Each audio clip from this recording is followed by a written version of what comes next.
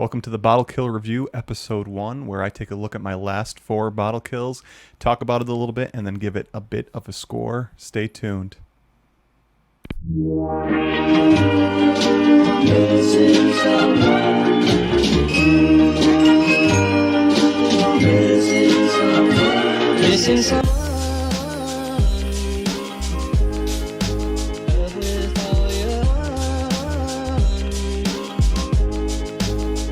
If you like what you see here, don't forget to subscribe, comment, and like below. And let's start off with my first bottle kill. And again, these are my 4 most recent bottle kills.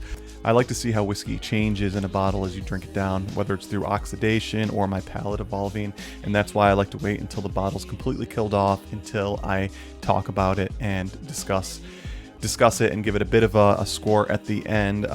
So with that said, let's start off with my first bottle kill of the episode 1, and that is the Ben Nevis 10-year-old. Now, a lot has been said about Ben Nevis 10, and this one, of course, is the older bottling, but I will echo what most people say about this whiskey, and that it is an exceptional whiskey, especially when you consider the price for it. I got this one maybe in May of 2020, so a little bit of time ago, and I paid around $63, shipped from the UK, and without a doubt, this whiskey is worth that price. They're not released all that often. A couple times a year you might see them get dropped, but whether you see it for the first time or you are interested in trying it, I highly recommend getting the Ben Nevis 12 or the Ben Nevis 10-year-old. For a score, this one kind of waffles in between that 8.75 to 9.0 range. And just to put that in some context, most whiskeys I've had and finished are ones that have been recommended by other whiskey influencers and whiskey content creators. So they are usually very, very good whiskeys. So when I score it at about 8.759, that's saying that this is a towards the top tier whiskey, if not the very top. In terms of overall, where I put this in terms of my 120 bottle kills I've had over the last few years, this one is right around 52. So 52 out of 120, and that's a lot of excellent whiskeys above it and below it. So that scores well, and I highly, highly recommend this whiskey if you see it or if you can track it down. Worth buying, but don't overspend. Number 2 on my list, another Highlander, or an island for those who like to separate those 2 regions, and that is the Talisker 8 limited special edition or limited edition that was matured in or had a rum cask finish. So this one was overall just a very consistent whiskey. This one, I would give it about an 8.75, just a notch under the Ben Nevis that I had, but a completely different experience, obviously. And this did not have as much love because you can still find it on shelves. But for me, I paid about $97 for it. I don't regret spending that much on this bottle. I wouldn't buy it again, whereas the Ben Nevis I would definitely replace at $63. I wouldn't replace this at $97, but I would buy it at least once at $97. So in terms of where does this rank in the 120 bottle kills that I've had so far, we're looking at right around a 57 out of the 120, so still close to that Ben Nevis. A little pricier, so the value is not quite as good, but overall a very nice whiskey and something that might be on sale and actually might be turned into a good value if more people kind of pass over it for some other options. I like this one. If I was going to use the new DramFace scoring system, the Ben Nevis would get a 7, which is a very good indeed, and the Talisker would get about a 6, so just a notch under that. But both whiskeys are good, both worthwhile. I'm probably in the minority on that Talisker 8. More people probably skew towards not liking it, but it does kind of evolve a little bit in the bottle and is an enjoyable, peated, rum-finished island whiskey. Number 3 is the Glenturret 12-year-old Maiden edition. So this is the one that came out in 2020. And I was inspired to get this one by Roy from Aquavitae.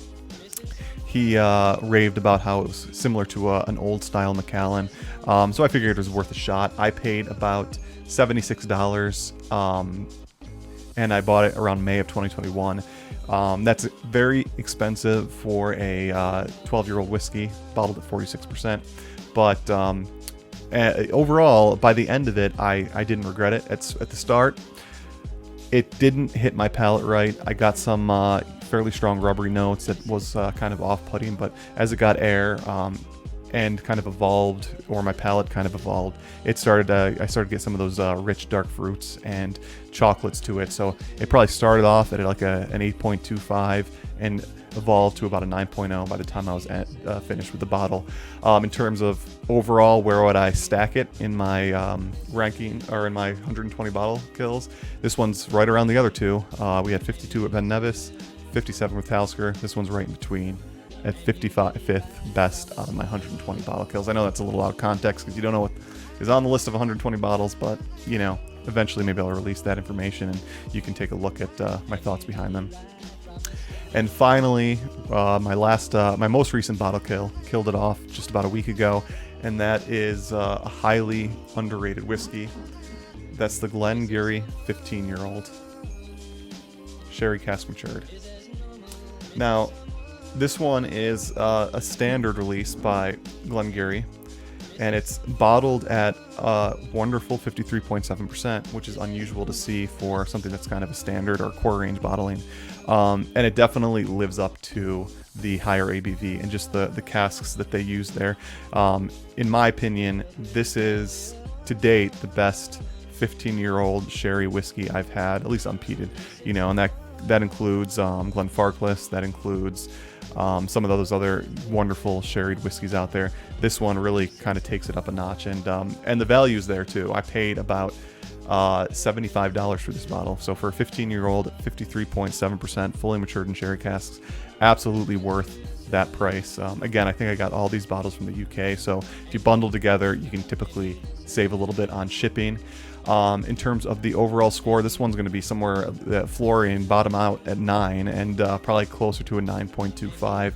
And I have it as my 21st best whiskey out of my 120 bottle kills to date. So it's in stellar company. A lot of other wonderful whiskeys in that range, and the best of my last 4 bottle kills, and lasted the shortest amount of time. Lasted just about 6 months on the shelf, compared to some of these others that lasted closer to a year. So if you have a chance, if you see the Glengarry 15-year-old sherry cask matured, absolutely check it out, and check out some of the other stuff that they release there, because they are fantastic whiskeys. And just to put it in the DramFace context, that the Glengarry would be an 8 out of 10. And that would be considered something special, something that's really above and beyond. Without a doubt, Glengarry 15 is above and beyond. So that'll do it for the first episode of the Bottle Kill Reviews. Once I kill off the next 4 bottles, I'll jump back on here for episode 2. Again, subscribe, like, comment below. Give me some feedback. Let me know if you like this format. Let me know if you want a little bit more information on these bottles, and I'll be happy to add some in the future. Stay tuned for the next episode.